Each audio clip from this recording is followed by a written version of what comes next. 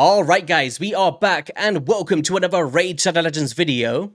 And today, we have got a jam-packed one because the portal is gleaming, 2x Ancients is live in full effect, and we've got a cheeky 69 Ancients to get through in hope for glory of a new legendary champion.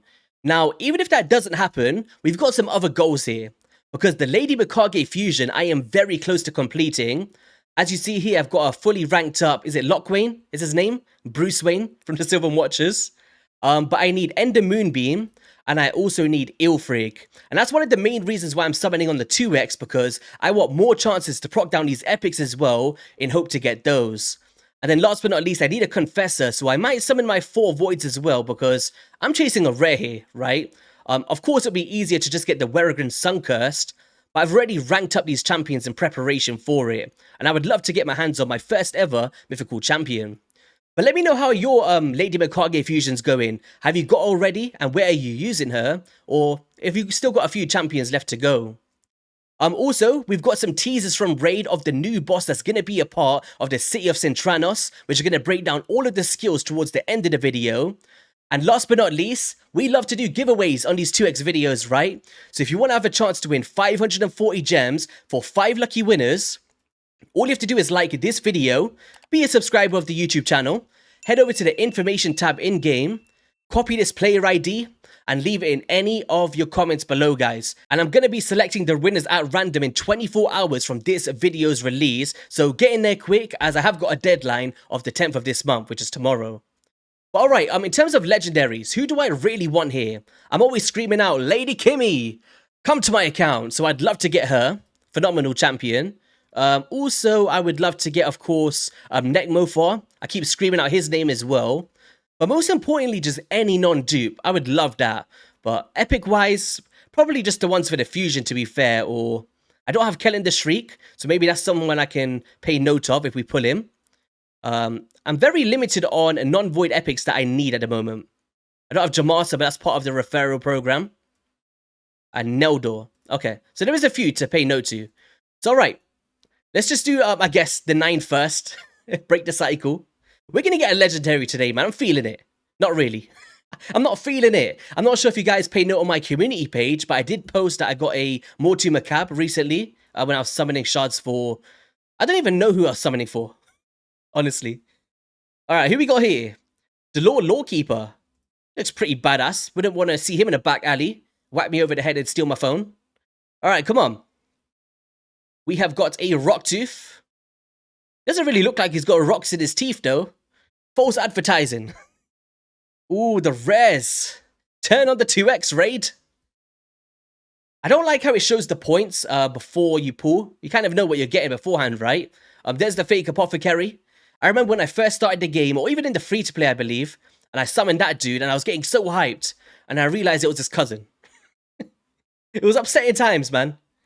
There's our first epic. Who did we get? We got a Negorio. Amazing champion, by the way, guys. For anyone that has him. Attacks all enemies, decreases the cooldown of this skill when attacking under an increased attack. We got a block buff placement on a single target. Placement. My tongue in a twist. If the champion is under increased attack, and he actually hits relatively hard, so... Great arena nuker. I'm a big fan. Love the mask as well. But he's not what we're looking for. We've got Pentinent. I'll tell you what. When I was first going for Raz and Scarhide, that was a champion that evaded me for so long. Alright, so I guess what? How many points would we get if we see a legendary? I don't even know. Well, I guess if we start seeing the thousands. Alaric the Hooded, Jizzo. Pretty good champion for Provokes, by the way. For the Hydra. Alright. Oh, Raid, get rid of those points. Can you imagine somebody that just loves their dopamine when they're summoning and they're like, oh, damn it, I didn't get it again. Horfreys, probably one of my favorite skinwalkers in terms of aesthetics. Come on, give me the gold. Masamoto. I was actually in 2 minds about summoning for this event because we do have the fusion around the corner, right, of Blizzard the Howler. And I was like, ooh, should I just save my shards for that? That'd be a pretty good idea. But then, I don't know, the 2x got me, man. I have been saving my secrets, though, and I am guessing that the first event will be a summon rush. So, you know, at least I'll probably be able to cap that one out and get a great start. Old Hermit Jorg, no thank you. Riscom. We're getting some decent odds in terms of epics, I guess. Let's just go for the singles for the last 10. We're going to try to switch it up a little bit. What did you guys pull? Let me know in the comment section below for anyone that did. Did you get a new legendary, a new epic you've always wanted? Always like to know what you guys pull and stuff. Or you're just saving? Because we do have the Torment event, right? And it was interesting. I made a poll asking who's going for the new fusion and who's going for Torment, or who's just doing both. And everybody's leaning towards the Torment. Like, I kind of wish that I did as well, because I don't have him. I was just really hoping that the new fusion was going to be insane. But if you guys do want to see his kit, you can check out my previous video. Old Hermit Jork again. Damn. Oh, that lag got me. Who is that? Gallic. Man, go find your dad R-Tac or something, man. I'd actually rather have an R-Tac. I've double of them. Because I don't have a lot of burn detonators. I used all of my gems for this raid. Come on. Who's this dude? The madman. You got a nerf, buddy. How does it feel? Alright. The grappler? See, I'm getting good with the names now. Man. Bit of a brutal session, right? That's 69 shards. It was the curse. Alright, let's just do these 4 voids as well. I do want to try and get that confessor. That would be nice. The Amarantine skeleton. I remember when I first started this game, and I thought he was one of the best ones that you could use. And I remember ranking him up to like rank 50. And he was my campaign farmer for a long time. Come on. Bulwark, we've been trying to get Confessor for ages. Bring it home. Watch us get a new legendary champion now. Maybe not? Come on. Man. Brutal luck. Well, that's the reality, right? CC luck is not a thing, guys. We're going to be saving our sacreds, of course. So let's have a look here in this champion chase. How did we do? Did we get anywhere near the top? Man, that was brutal. Well, we got a legendary skill tome. We do have a soul stone, which we can summon as well, just for fun. And we're nowhere near this one here either. Ouch. Well, we're going to get a new champion here. Here we go. Amazing. We got a corpulent cadaver. Hey. Alright then, so before we wrap up this video, I guess let's just break down the mechanics of the boss very briefly. Of course, once the Cursed City of Sintranos comes into the game, I'll be getting out some dedicated videos and all of that good stuff to find the best strategies possible, of course. But it does say here for now that you've probably already seen this fella in a short video that they released the other day. A brand new badass boss that you have to deal with when raiding the Cursed City of Sintranos, and he goes by the name of Amius The Lunar Archon. Which is actually pretty upsetting because we all thought it was Aeneas, and we had a good laugh over on Deadwood Jedi's channel, but his name is actually Amius, so we probably just heard it wrong, right? Or just got dirty minds, I guess. But it was funny, right? For anyone that was over on the stream. But he's got candles everywhere, looks pretty badass, and he says that the first boss to have 2 forms, just like mythical champions. Now, I don't think aesthetic-wise he's going to be transforming like a metamorph, but he's going to be changing in terms of his skills, because the first transformation is tied to a unique buff that he places on himself, and while he's in the base form, he doesn't let you debuff him, and buffs himself instead, heals a lot, and has more of a supportive purpose. Whilst in the alternate form, he becomes a killing machine. So that'll be very interesting to see. But let me just move myself out of the way. But so far, you guys let me know. What do you think about his aesthetics? I think Raid has someone over there in the team that just has a fetish for candles, man. Like, what is this? Like, he's literally got candle wax all over his eyes. And I really hope this plays to our advantage. Like, he can't see anything, he's wiping it away, and then boom, we just whack him in the face and he dies, right? That's the dream. But alright, I guess one thing I really wanted to note before we go into the skills is some of the passives, as it correlates in both of the forms, very, very similar. So as an awakened weakness, decreases the damage inflicted by the boss for each awakening level on the target champion. 2.5% for levels 1 to 2, and 5% for levels 3 to 6, and will stack up to 25%.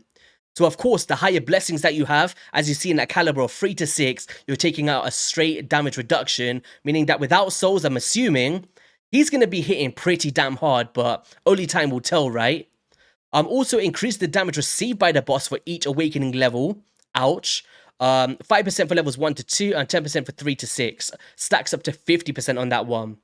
Now, I'm not sure what I feel about this, like, I don't have a crazy amount of blessings on my champions, right? how much of an impact is that really going to have, right? The quicker that you can ramp that up and, take less damage, is that the only way that we're going to be able to survive the onslaught, especially of the offensive formation? Like, if he's nuking like a truck, which I have seen in some of the skills already, that's going to be a pretty nasty time, right? And of course, he's immune to many debuffs such as stun, freeze, sleep, and the crowd controlling effects, very similar to other bosses. We see that all the time, right? One thing that I did notice here as well is that damage from skills based on enemy max HP, i.e. your Cold Hearts, your Royal Guards, your Chrysias, and all of that good stuff, cannot exceed 5% of the boss's max HP. Now, correct me if I'm wrong, but I believe it's 10% for all bosses, right? Once we pass the stage 20.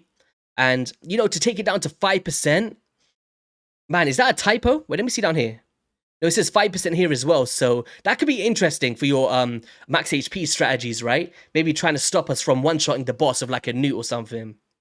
But okay, let's just go into the skills, I guess. This is going to be the supportive form. So with the Waxing Potence, he attacks all enemies and increases the damage inflicted by this skill by 10% for each buff on Amius. He will also heal himself by 100% of the damage dealt, and this includes damage dealt to shield buffs. So that's interesting. A lot of heal mechanics there. And also the inflicting of damage for each buff as well could be detrimental depending how he places those, or how many that he does. So with the Lunar Storm, he attacks all enemies again, and before attacking, will increase the duration of all buffs and decrease the duration of all debuffs on Amius by 1 turn. He will then heal himself by 20% of his max HP, and the heal will increase for each buff that had its duration increased. He will also fill his turn meter by 10% for each debuff that had its duration decreased. So we're ramping up his debuff bar with poisons hypothetically, and drop defense and weaken, and he's cutting with that turn meter fill. That's going to grant in a immediate extra turn and lead into something that we might not want to face. So we need to be paying note here of how many buffs he has and controlling that, whilst also controlling the amount of debuffs that we're doing. So is raw damage going to be the way to go, or whatever that may be? I mean, it's an interesting take here. With the Rampant Chaos, removes any block buffs, debuffs from Amius and replaces them with the block debuffs. Ouch. That's a big ouch, actually. If you're trying to stop those buffs and he's replacing them with a block debuffs, we're going to need a debuff remover like a Sun Wukong or a Rian the Conjurer or someone of that caliber, right? And timing that skill effectively as well, because we don't know how he's cycling these. He will also remove any debuffs negatively affecting stats, whilst replacing them with their mirrored buff equivalents, such as decreased attack will be turning into an increased attack, dealing more damage. Debuffs such as heal reduction and weaken will be replaced with continuous heals and strengthens, and their buffs respectively. Those mirrored buffs are also lasting for 3 turns, guys, so it seems like buff removals are definitely going to be something you need to do if you're banking on debuffing this boss, because, if you're replacing those with the better variations for himself, you're just adding to the value of the boss himself, making it harder to kill, right? So maybe just raw damage is the way to go once again. We'll then place a stun debuff on all enemies except mythical champions. Ouch, I don't have a single one. And forces all mythical champions to change their forms. So if you've got Lady Mikage with the ally attack one, you're going to be switching into that form that turns into stuns and stuff, right? Pretty much. Finally, we'll fill his turn meter by 10% for each debuff converted into a buff by this skill. Okay. Wrote in Moonlight as a passive. Whenever an enemy is healed, Amius also heals by 25% of the value of the original heal, but will not work on heals for swapping HP and equalizing HP. So does this kind of bring a value to champions such as, what's his name? Not Val the Destroyer, the other one. You guys know who I mean, right? The Doom Tower dude that does the equalizing HP, or a Sinesha, or there's some other champions in the game that does that as well. So maybe those will be coming to fruition. And will then heal Amius by 100% of the damage inflicted against shield buffs, so bringing that in is going to give him a value, and he will also heal equal to the full heal of the shield. So, if we're trying to get some protection here, how are we healing? Like, he's not healing compared to how much we're healing, right? Or whenever an enemy heal is 25%, but a shield will be 100% of the damage inflicted. Will equal full value of the shield. It's removed by damage. So if you haven't got enough tanky stats and he's breaking through that, he's going to be healing a lot. So maybe heal reduction is the way to go here. I don't see him being immune to heal reduction, you know, or destroying max HP. Are you guys familiar with the strategy of the Faction Wars boss, right? Where we're reducing his max HP for anyone progressing, and whenever he does the heal swap, he's basically going down and down and down, and before you know it, you've got full control to kill this boss. So maybe bringing in destroy sets or destroy champions that can decrease that max HP, whilst also having a heal reduction active and timing that effectively could be the play here, guys. I'm trying to figure some really cool champions that can play that role. Maybe, I don't know, can't think of some non-resistible ones. But I know there's a good few in the game for heal reduction. Even a Cold Heart does it, right? On an A1. But of course, the cap of the max HP, like, do we even want to bring a Cold Heart here? Or just raw damage? So whenever an enemy decreases a skill cooldown with an artifact, an accessory, a mastery, or a skill, will also decrease the cooldown of Amius, Archon's Ascendance skill by 1 turn, which is the next passive skill. And that's on a 4-turn cooldown, and that's taking it straight down every single time, right? And I'm assuming we don't want this to happen sooner rather than later.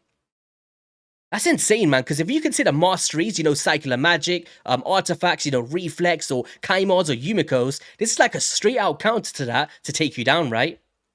With the Ascendant skill, at the start of his turn, we'll place the Eclipse buff, which I believe is the way he's going to be able to form into this new damage form, I guess. So is there a way that we can control this? Like, if we wait for his skills to happen, we kind of don't counter the mechanics here of, you know, making him reset those cooldowns to get that done quicker. You know, is that going to be the play? And then we can time the block buffs effectively, therefore we can't place the Eclipse buff. It does see the buff cannot be removed, transferred, spread, or have its duration increased or decreased, but can we stop it from going up in the first place to keep him in this form and destroy that max HP? Just trying to think of strategies at the top of my head. But if you guys are seeing anything here that I'm not, let me know in the comment section below. At the start of his turn, we'll place that Eclipse buff. We just said that YST. It skills at a 4-turn cooldown, transforms into his base form. Damn, okay. Revives Amius with 30% HP and 50% turn meter while killed under an Eclipse buff. This effect only activates if Amius is killed in his alternate form. Okay, so if he's killed in this form, he's going to be reviving and probably coming back in this form. And if he's healing straight back up again, all of that big work that you've just put into this killing this boss is going to be for nothing, right? That's a really hard task. Like, don't get me wrong, like with these bosses such as Bar with the Dreadhorn, Dark Fae, they're all intimidating when we first read their kits, right? But once you actually go into it, and we always manage to find the silver lining and the best way to take down these bosses. So I'm not completely scared of, you know, finding the strategy to beat it. It's just how much of an impact is these awakenings going to have to survive the onslaught without your shield buffs. Because if he's consistently cracking those, and that's our only form of protection, you know, it could be detrimental here, guys. It could be really bad, right? So, okay, let's have a quick look here. I'm guessing it's going to be alternated with the way that he's changing the buffs on himself. And on this one, he's going to be changing it into debuffs for the buff placements that we have. So he attacks one enemy 2 times, but ignore 100% of the target's defense. Ouch. And damage increases by 20% for each debuff on the enemy. Will then decrease Amius's ignore defense effects for awakening levels once again. So once you start stacking the damage reduction from the awakened weakness passive, and also the mitigation of the skill itself by having a higher star blessing, is this going to be the way to go? And I'm really scared about this, guys, because my soul stones are crap. I don't buy soul stones, and, you know, if I don't have the champions that I need to beat the content, without the souls on those champions to beat the content, is it therefore going to become impossible for me to complete? It's a little bit worrying, I guess. So, Blood Moon Vortex attacks all enemies before attacking, increase the duration of all debuffs and decrease the duration of all buffs on enemies by 1 turn. And then will increase damage inflicted by 5% on the target's max HP for each enemy buff that has its duration decreased, and will stack up to 50% again. Okay. And then we'll decrease the turn meter by 10% for each debuff that had its duration decreased, and reduces Amius's decreased turn meter effects for each awakening level, 1% for level 1 to 2 and 3 to 6 up to 10%. So the awakenings, like if you've just got a bunch of 6 stars, I'm pretty sure you're going to have a much easier time of countering the mechanics of the survivability of this boss. Man, okay. Maniacal Bedlam removes any block debuffs from enemies and replaces them with the block buffs. Okay, and lasts for 3 turns. So we're going to need like a kind of buff cleanser after that, right? Like a Mithrala or something. Take that back off, get straight back into the fight, because the shield isn't really playing a big problem here. It's only in that base form. Also removes buffs with positively affecting stats, so very mirrored to the other one, right? So increased attacks will turn into decreased attacks, continuous heals and strengthens will turn into heal reductions and weakens, and respectively mirrored for 3 turns. We'll then place a sleep debuff that cannot be blocked or resisted, so we're going to get Cornelia'd by this dude, and forces all mythical champions to change form once again, and finally fills his turn meter for each converted debuff. So there's a lot of similarities with this one here, right, and this one here. This one kind of manipulates the debuffs that you put on him, and he turns them into better buffs, correlating with the mirrored equivalents. And this one's going to be for buffs on our champions, turn into debuffs, equal to their equivalents. So either way that you go, unless you can control that Eclipse buff in some format, you know, trying to balance that's going to be very tough, right, and killing him on time. And then reduces the amount of healing that enemies receive by 50% when Amius is under the Eclipse buff, and ignores shield block damage unkillable when Amius is under that buff. So it's literally all orientated around Eclipse. Is there a way to counter it? Yeah, on that note, guys, that is going to be all for today's video. If you did enjoy it, be sure to hit that like and subscribe button. Get involved in the giveaway. Let me know your thoughts on Amius, the Lunar Archon, and I'll see you all in a video soon. Peace.